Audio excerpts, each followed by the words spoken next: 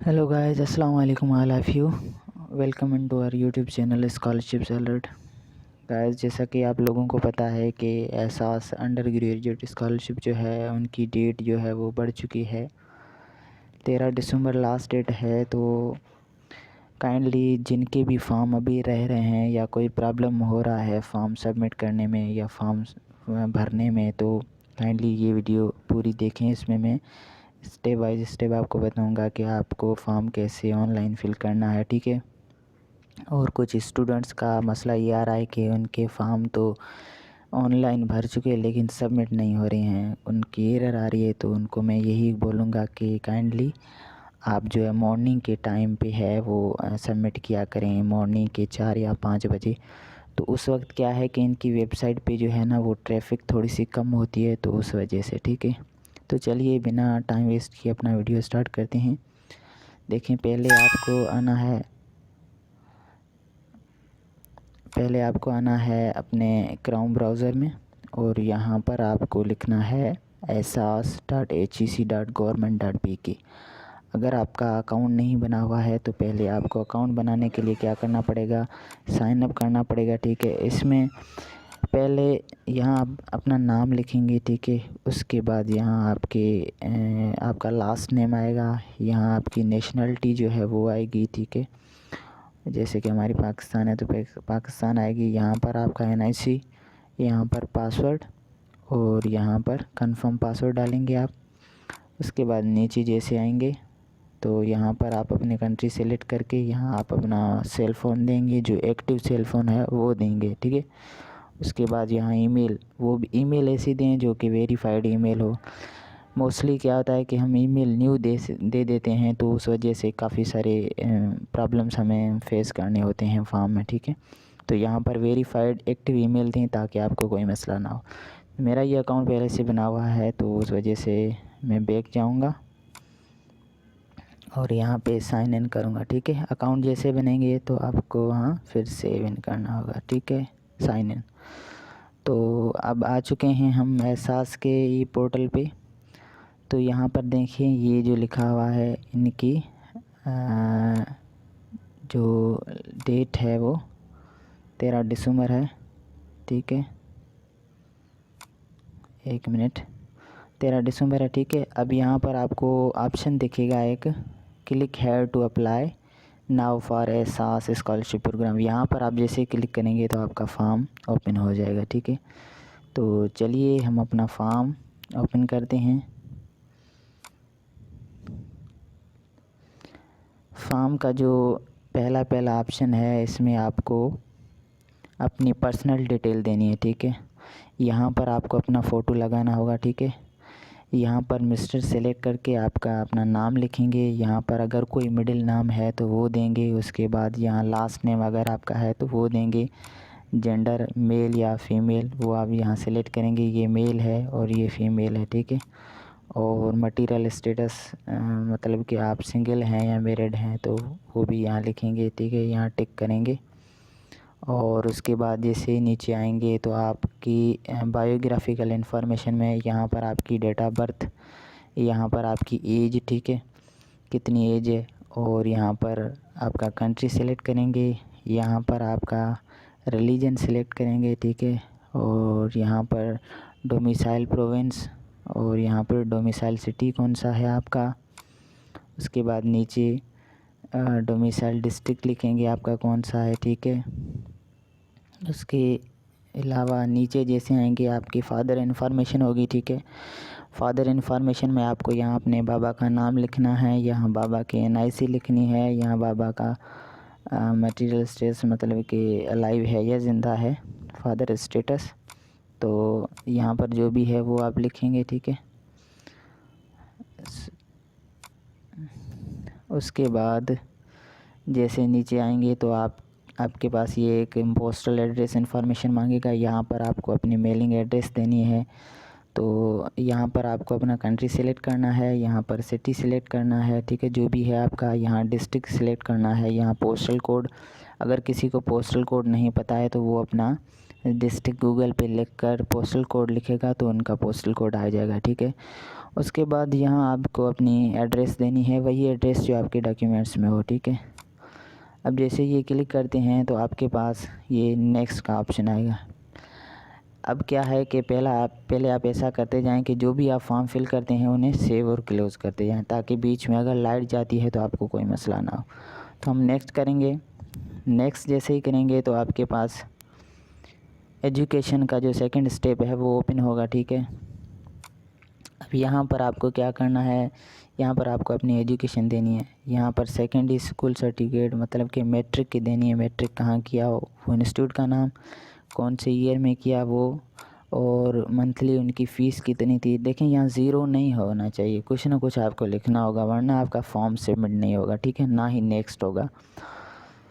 तो यहाँ पर आपको मंथली फ़ीस लिखनी है, यहाँ टोटल मार्क्स लिखने हैं, यहाँ ऑब्टेन मार्क्स लिखने हैं आपको, और नीचे जो है वो इंटरमीडिएट की लिखनी है, ऐसे जैसे मैट्रिक की आपने लिखी, यहाँ पर इंटरमीडिएट का जो जहाँ से किया इंस्टीट्यूट का नाम, यहाँ कौन से ईयर में किया वो ईयर लिखना है आपको, और मंथली फ़ीस उसकी क्या थी, टोटल मार्क्स आपके कितने थे और आपने कितने मार्क्स उठाए, ठीक है।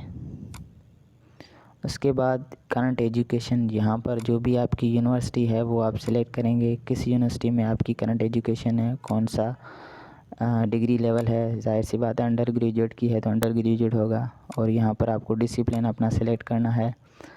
यहाँ पर आपको सब डिसिप्लिन मतलब कि आपका डिपार्टमेंट वगैरह जो होता है वो कौन सा है, ठीक है, तो वो आपको लिखना है।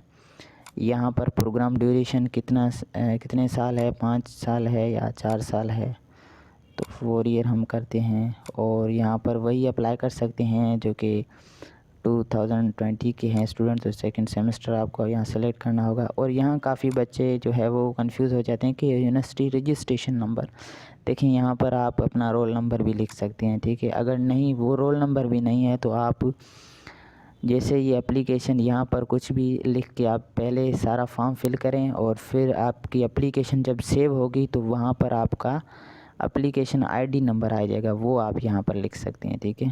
तो सेव और क्लोज़ करते जाएं, लेकिन मैं आपको ये सारा कुछ फॉर्म भरना सिखाऊंगा तो नेक्स्ट करूँगा, ठीक है। अब यहाँ पर फैमिली इन्फॉर्मेशन मांगेगा, ठीक है। अब गार्डियन इन्फॉर्मेशन में फ़ादर का स्टेटस डिकेस्ड है, क्योंकि एक स्टूडेंट है जिसका फॉर्म था तो मैं उसके फॉर्म्स के लिहाज से आपको सिखा रहा हूँ, उसका फादर नहीं है। तो यहाँ पर फादर स्टेटस लिखना है, यहाँ तहसील लिखनी है, यहाँ फादर डिसमिस डेट मतलब कि बाबा उनके कब गुज़र गए वो डेट लिखनी है, ठीक है। यहाँ पर गार्डियन प्रोफेशन अर्निंग है या नॉट अर्निंग है, ठीक है। तो इफ़ नॉट अर्निंग, तो यहाँ पर अगर किसी के बाबा की डेथ हो गई है तो वो अदर सेलेक्ट करेगा, ठीक है। यहाँ पर उनका रीज़न लिख देगा कि डेथ हो गई उनकी। उसके बाद यहाँ पर financial support other than father, तो यहाँ पर आपके बाबा नहीं है या आपके बाबा के अलावा कोई और आपकी सपोर्ट कर रहा है तो वो आप यहाँ पर टिक करके उनका अहवाल दे सकते हैं, ठीक है। जैसे कि यहाँ हमने अपनी मदर का दिया है तो यहाँ अपनी मदर का नाम, यहाँ मदर का NIC, और यहाँ मटेरियल मदर स्टेटस ये डिकेस्ड है, लाइव है। उसके बाद प्रोफेशनल स्टेट हाउसवाइफ है, पेरेंट्स मदर रिलेशनशिप कौन सा है वो आपको सेलेक्ट करना है। और यहाँ पर नीचे आपको स्टूडेंट इन्फॉर्मेशन में आना है, तो यहाँ पर आपके NIC की जो एक्सपायरी डेट है वो लिखनी है, ठीक है। और यहाँ पर टोटल फैमिली मेम्बर कितने हैं और टोटल जो अर्निंग करते हैं वो कितने हैं, उसके बाद ब्रदर्स कितने हैं आपके, और उसके बाद डिपेंडेंट फैमिली मेम्बर्स कितने हैं और स्टडी कितने कर रहे हैं वो लिखने हैं, सिस्टर्स आपकी कितनी है वो लिखनी है, ठीक है। उसके बाद जैसे ये लिखेंगे तो उसके बाद आप please select yes in financial supporting family option if income person is being family expenditure. 1 minute, family income, इस वाले ऑप्शन को आप छोड़ दें। Please select yes in financial supporting family option if income person is bearing family expenditure. हाँ, यहाँ पर आपको यस करना है, ठीक है। यहाँ पर आपको यस करना है। उसके बाद नीचे इनकम फ्रॉम अदर सोर्सेज ये आप छोड़ दें। मतलब कि यहाँ पर जो है अगर कोई किसी को और कोई सोर्स है तो वो लिख सकता है, ठीक है। अगर इनकम फ्रॉम अदर सोर्सेज है तो वो लिख सकता है, ठीक है। यहाँ पर कौन सा बिज़नेस है या वगैरह वो लिखेगा, यहाँ पर मंथली इनकम लिखेगा, यहाँ पर ईयरली इनकम लिखेगा, ठीक है। उसके बाद आपको नेक्स्ट कर देना है। Please make sure all mandatory fields are required, कि यहाँ पर गलती हो रही है। हाँ, यहाँ पर देखिए, यहाँ पर हमने येस कर दिया था लेकिन लिखा नहीं था कि फैमिली में कौन हमारा जो एक्सपेंडिचर है वो बियर कर रहा है, ठीक है। तो यहाँ पर आपको क्या करना है, नेम ऑफ़ अर्निंग पर्सन। अगर आपका फादर है तो यहाँ पर फादर का नाम लिखेंगे, ठीक है। अगर आपका भाई अर्निंग कर रहा है तो वो भी यहाँ लिखेंगे। और उसके बाद प्रोफेशन उसका क्या है, तो जो भी प्रोफेशन है वो आप लिखेंगे। उसके बाद फाइनेंशियली सपोर्टिंग फैमिली, यस, ज़ाहिर सी बात है सपोर्ट कर रहा है। उसके बाद रिलेशनशिप्स विथ अप्लीकेंट जो है उससे कौन सा रिलेशन है, फादर है तो फादर लिखेंगे। उसके बाद ग्रॉस इनकम जो है वो अपने मंथली इनकम है और नेट इनकम जो है वो ईयरली इनकम होगी, ठीक है। ग्रॉस इनकम में आप मंथली लिखेंगे, फॉर एग्ज़ाम्पल 12,000 है और नेट इनकम आपकी कितनी है 40,000, ठीक है। मैं इसे एग्जांपल के तौर पर लिख देता हूँ। यहाँ पर नेट इनकम मीन्स ईयरली आपकी इनकम जो है वो लिखनी है, ठीक है। और उसके बाद यहाँ पर अगर कोई और सपोर्ट कर रहा है तो वो भी आप यहाँ ऐड कर सकते हैं, ठीक है। यहाँ पर ऐड मोर पे क्लिक करके आप ऐड कर सकते हैं। उसके बाद नेक्स्ट करेंगे।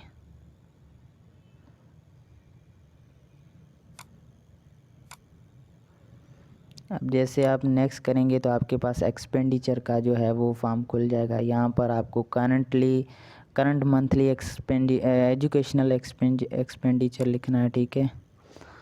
तो आप जिस यूनिवर्सिटी में, आपका नाम क्या है, कि आप किसी मतलब कि यहाँ पर अपना ही अहवाल देना है कि मंथली आपका एक्सपेंडिचर क्या आ रहा है, ठीक है। यहाँ पर आपका नाम, यहाँ पर आपके बाबा से जो रिलेशन है वो मतलब कि फादर है, मदर है, भाई है, वो जो है लिखना है।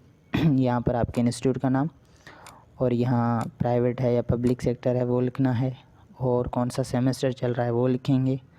उसके बाद मंथली जो आपका इंस्टीट्यूट का या आपके एजुकेशन का कितना आ रहा है वो आप लिखेंगे, ठीक है।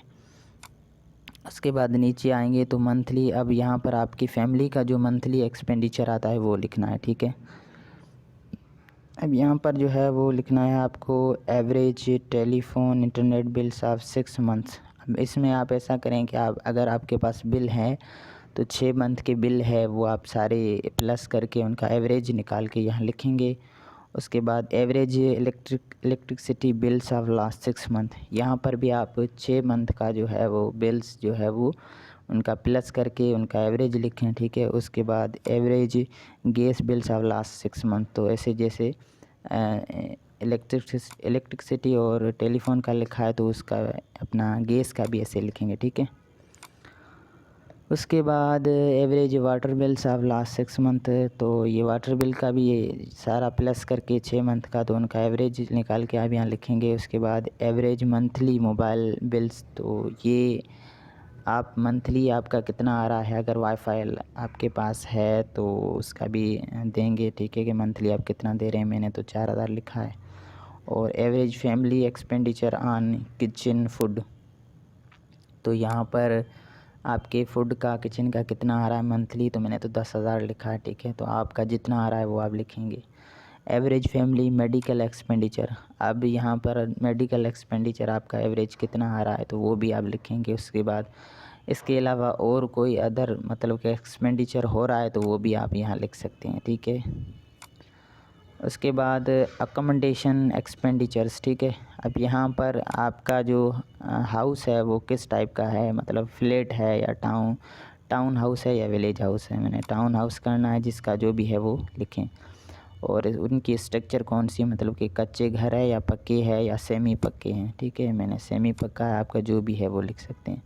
उसके बाद स्टेटस में मतलब कि जो आपके पास वो हाउस है वो मतलब कि फैमिली आउंड है या सेल्फ आउंड है या एम्प्लॉयर या गवर्नमेंट आउंड, ठीक है। तो जो भी है वो आप लिखेंगे। मैंने फैमिली आउंड लिखा है। उसके बाद नंबर ऑफ़ बेडरूम्स, कितने बेडरूम्स है जो भी हैं वो आप सिलेक्ट करेंगे। उसके बाद total size of the house in square, तो यहाँ पर आपके हाउस की जो सारी जो स्क्वायर फुट में कितनी लेंथ होती है वो सारी आप लिखेंगे। उसके बाद कवर्ड एरिया, मतलब कि कितने एरिया में वो है आपका घर, वो लिखेंगे। उसके बाद यहाँ पर अगर एयर कंडीशनर है तो वो लिखेंगे कितने हैं, ठीक है। हमारे पास नहीं है तो ज़ीरो लिखा है। नंबर ऑफ़ सर्वेंट्स, कितने सर्वेंट हैं। सर्वेंट तो जाहिर सी बात है नहीं होंगे तो नहीं, अगर किसी के है तो वो लिख सकता है, ठीक है। यहाँ पर एड्रेस लिखेगा। उसके बाद ये देखें, यहाँ पर आपने जो भी एक्सपेंडिचर लिखा होगा अगर वो माइनस में आएगा, यहाँ पर माइनस में आ रहा है तो नीचे आपको ये शो होगा the monthly annual disposable income is negative. Kindly explain the reasons for the gap and the arrangement through which the differential gap is made by the family.